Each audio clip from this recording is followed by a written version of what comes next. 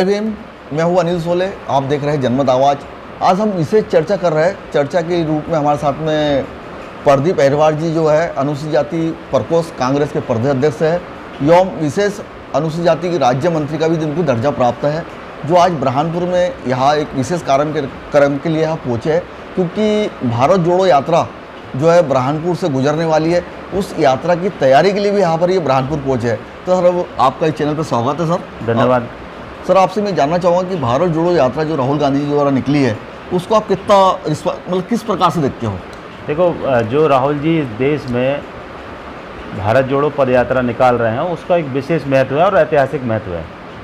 जिस तरीके से भारतीय जनता पार्टी इस देश के संविधान पर हमला कर रही है, इस देश के भाईचारे को बिगाड़ने का काम कर रही है, और जो बाबा साहब अम्बेडकर ने एक ऐसा संविधान दिया जिससे जाति, धर्म, प्रांत, भाषा और सभी प्रकार के जो इस देश के निवासी थे उनको एक करने का काम बाबा साहब अम्बेडकर के संविधान ने किया, उस पर हमला करना आरएसएस चाहती है, भारतीय जनता पार्टी चाहती है। और इस देश में राहुल गांधी ही एकमात्र नेता हैं जो भारतीय जनता पार्टी को रोक सकते हैं।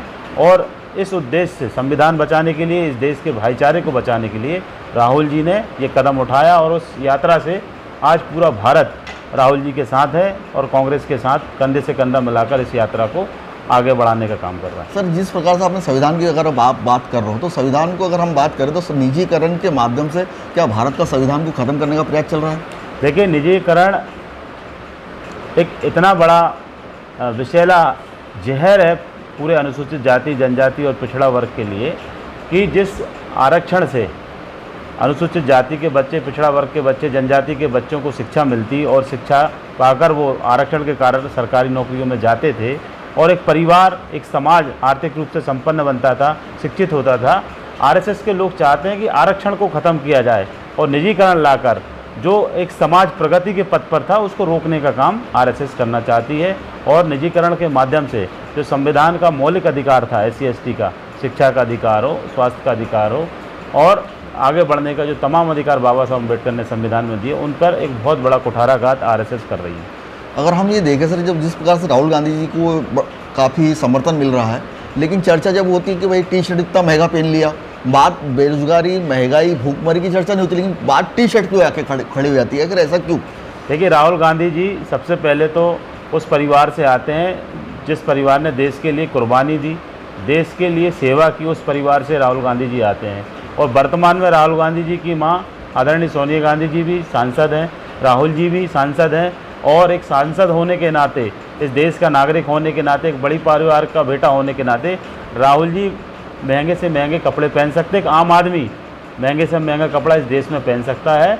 तो भारतीय जनता पार्टी के पास कोई मुद्दे बचे नहीं हैं। तो ये आरोप, निराधार आरोप लगाकर राहुल गांधी जी को और कांग्रेस को नीचा दिखाने का काम मोदी जी और उनकी बीजेपी कर रही है, जिससे को जनता जानती है और समझती है ये कोई मुद्दा इस देश में है नहीं। देश में मुद्दा बेरोजगारी है, अशिक्षा है, और जो देश का इंफ्रास्ट्रक्चर और देश का भाईचारा खत्म हो रहा है, ये मुद्दे हैं जिसको भारतीय जनता पार्टी इस छोटे से मुद्दे को लाकर ढकना चाहती है। लेकिन इस देश की जनता बहुत समझदार हो गई है।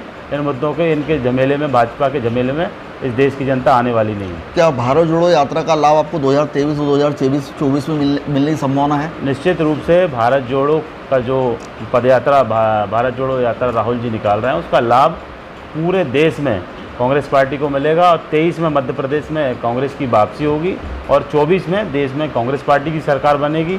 सम्माननीय राहुल जी इस देश के प्रधानमंत्री होंगे, और पूरा देश आज राहुल जी के साथ विश्वास के साथ खड़ा है कि एकमात्र नेता भारतीय जनता पार्टी के सामने अगर कोई चुनौती बन के खड़ा है तो आदरणीय राहुल जी खड़े हैं। सर, आप अगर सरकार बनाने की अगर बात कर रहे हो तो, लेकिन आमतौर पर लोगों में अब चर्चा ये होती है कि यार हम जिसको चुनते हैं वो बिक जाता है।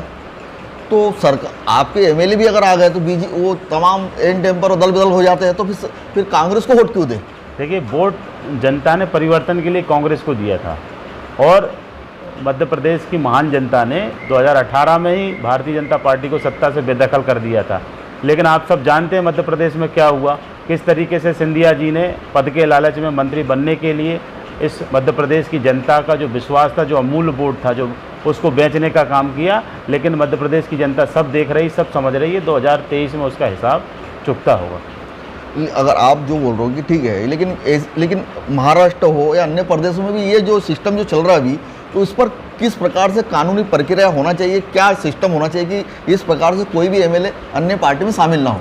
देखिए, इसको लेकर माननीय सुप्रीम कोर्ट को स्वतः संज्ञान लेना चाहिए। ये बहुत गंभीर मामला है कि जनता वोट सत्ता बेदखली के लिए किसी दल को देती है, और अगर कोई पैसे वाला पार्टी है, जैसे भारतीय जनता पार्टी जिस तरीके से जो पूरे देश में ऑपरेशन लोटस चलाकर लोगों के वोट के साथ अन्याय कर रही है, ये सुप्रीम कोर्ट को समझना चाहिए और एक सख्त कानून लाकर इस तरीके की जो बिकवाली पैसे के दम पर भारतीय जनता पार्टी देश में कर रही है, उसको बंद किया जाना चाहिए।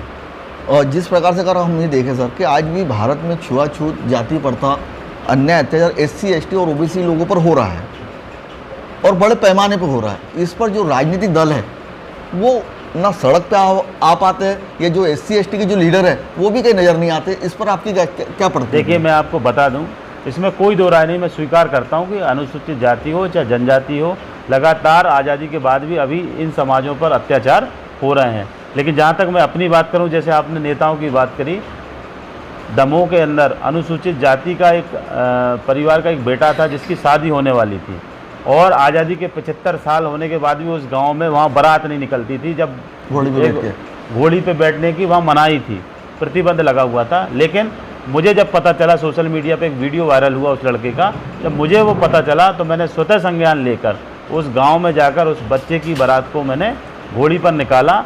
और चाहे वो आपके खरगोन का मामला हो जहाँ पर बच्ची मंदिर जाती है, उसको रोक लिया जाता है, उस मामले भी मैंने SP को फ़ोन करके बात करी और FIR कराने का काम किया हो। चाहे शाजापुर में हमारी बच्ची का बैग छीन लिया जाए जो शिक्षा के लिए जा रही थी, ऐसे तमाम मुद्दे पूरे प्रदेश में अगर मेरे संज्ञान में आते हैं तो निश्चित रूप से मैं उस समाज का होने के नाते, और मेरा दायित्व भी बनता है कि मैं समाज के ऊपर हो रहे अन्य अत्याचार की लड़ाई लड़ूं, और मैं प्रयास करता हूं कि न्याय दिलाएं, तो मैं न्याय दिलाने का प्रयास भी करता हूं। सर, अंत में एक ही सवाल कि भारत जोड़ो यात्रा राहुल गांधी जी की सबसे पहले महाराष्ट्र से मध्य प्रदेश में प्रवेश करेगी, तो उस समय यहाँ पर क्या तमाम मध्य प्रदेश के लोग उपस्थित रहेंगे? किस प्रकार से यहाँ स्वागत सम्मान किया जाएगा? देखिए, ये तो बड़ा सौभाग्य का विषय बुरहानपुर के हमारे सभी कार्यकर्ता साथियों के लिए है, पूरी जनता के लिए है कि जब मध्य प्रदेश में यात्रा का प्रवेश होगा तो बुरहानपुर की धरती पर आदरणीय राहुल जी का पहला कदम मध्य प्रदेश में होगा। आज उस संबंध में मैंने हमारे जिम्मेदार पदाधिकारियों के साथ भी बैठक ली है। अनुसूचित जाति विभाग राहुल जी का वेलकम करने के लिए तैयार है, हमारे कार्यकर्ता तैयार हैं, और एक अनोखा वेलकम हम आदरणीय राहुल जी का करेंगे, जिससे राहुल जी भी प्रभावित होंगे कि वेलकम तो सब जगह उनका हो रहा है, लेकिन बुरहानपुर में एक अलग वेलकम हम अनुसूचित जाति विभाग के लोग उनके लिए तैयार हैं। सर, अंत में एक सवाल कि तमाम राजनीतिक पार्टियां बाबा साहब अम्बेडकर का नाम ले रही है, वो भारतीय जनता पार्टी हो, कांग्रेस पार्टी हो, तमाम अन्य जो भी राजनीतिक दल है, तो बाबा साहब अम्बेडकर का नाम लेकर क्या बाबा साहब अम्बेडकर की विचारधारा को या बाबा साहब अम्बेडकर को सोने की खदान है कि हर आदमी उसमें खोदने में लगा है? बाबा साहब अम्बेडकर नाम तो लेते, लेकिन बाबा साहब अम्बेडकर सपना साकार कैसे होगा? देखिए, बाबा साहब अम्बेडकर तो एक ऐसा व्यक्तित्व है जो उस व्यक्तित्व को छुएगा वो पारस हो जाएगा, जिस पारस को छूते थे सोना हो जाएगा। ऐसे ही बाबा साहब अम्बेडकर आज सभी दलों के लिए विचारधारा से परे एक ऐसी शख्सियत हो गई है कि अगर इस देश में आपको राजनीति करनी है तो बिना बाबा साहब अम्बेडकर के नाम लिए आप राजनीति नहीं कर सकते, ये यथार्थ सत्य है। और बाबा साहब अम्बेडकर के संविधान को बचाने का काम और बाबा साहब अम्बेडकर के संविधान पर चलने का काम अगर कोई करता है तो कांग्रेस पार्टी ने किया है, और भारतीय जनता पार्टी के नेता टेलीविज़न पे मीडिया में स्पष्ट रूप से कह चुके हैं, जहाँ यहाँ तक कि मोहन भागवत जी ने बिहार में कहा था कि आरक्षण को ख़त्म होना चाहिए, और कर्नाटक के इनके एक मंत्री ने कहा था कि अब समय आ गया कि संविधान को बदलने की ज़रूरत है। तो इस देश में जो संविधान बाबा साहब अम्बेडकर का है, अगर पूरे देश के जितने भी राजनीतिक दल हैं उनमें अगर कोई विश्वास बाबा साहब अम्बेडकर के संविधान पर नहीं करता तो भारतीय जनता पार्टी नहीं करती है। और भारतीय जनता पार्टी ये चाहती है कि वो समय आए कि हम बाबा साहब अम्बेडकर के संविधान को बदल दें, लेकिन मैं आपसे कहना चाहता हूँ कि उनका सपना ही रहेगा, वो सपना कभी साकार इस देश में बाबा साहब अम्बेडकर को मानने वाले लोग हर पार्टी में हैं, हर घर में हैं, और हर दिल में बाबा साहब अम्बेडकर बसते हैं, इसलिए वो सपना कभी RSS का इस देश के लोग पूरा नहीं होने देंगे। सर, अंत में आपसे मैं यही चाहूँगा, क्या संदेश देना चाहूँगे भारत जोड़ो यात्रा को लेकर? देखिए, भारत जोड़ो यात्रा एक ऐतिहासिक यात्रा भारत के इतिहास में दर्ज होने वाली है, और आदरणीय राहुल गांधी जी को मैं भारत का नागरिक होने के नाते, एक कांग्रेस पार्टी का छोटा कार्यकर्ता होने के नाते बहुत धन्यवाद दूंगा कि उन्होंने इस देश को जोड़ने का काम खुद ज़मीन पर उतर कर करने का काम किया। 6 महीने की इतनी बड़ी यात्रा, 3500 किलोमीटर का सफ़र, एक ऐसे परिवार का बेटा जिसके परिवार में प्रधानमंत्री रहे हों, जिन्होंने इस देश की आज़ादी के लिए अपनी जान कुर्बान की हो, उस परिवार का बेटा इस देश में एक गरीब के बेटे को शिक्षा मिले, एक गरीब की बेटी को सम्मान मिले, उसकी इज्जत आबरू बचे, और इस देश में व्यापारियों को व्यापार करने का अवसर मिले, इस देश में किसानों को अच्छी फसल का उसका मुआवजा मिले, दाम मिले, उसकी लड़ाई अगर इस देश में कोई लड़ रहा है तो आदरणीय राहुल गांधी जी लड़ रहे हैं। और मैं आपके मंच से कहना चाहता हूं, आपके टेलीविज़न चैनल के माध्यम से कहना चाहता हूं कि राहुल गांधी जी वो आने वाली पीढ़ी हमेशा याद करेगी, क्योंकि इस देश को बचाने का, इस देश को जोड़ने का काम राहुल जी ने अपने कंधे पे लिया। धन्यवाद। ये थे हमारे साथ में प्रदीप अहिरवार जी, जो अनुसूचित जाति के परकोस के प्रदेश अध्यक्ष भी है मध्य प्रदेश के, और राज्य मंत्री भी दर्जा प्राप्त है अनुसूचित जाति के लिए। आज हमारे इस मुद्दे पर चर्चा करने के लिए आज ये उपस्थित थे।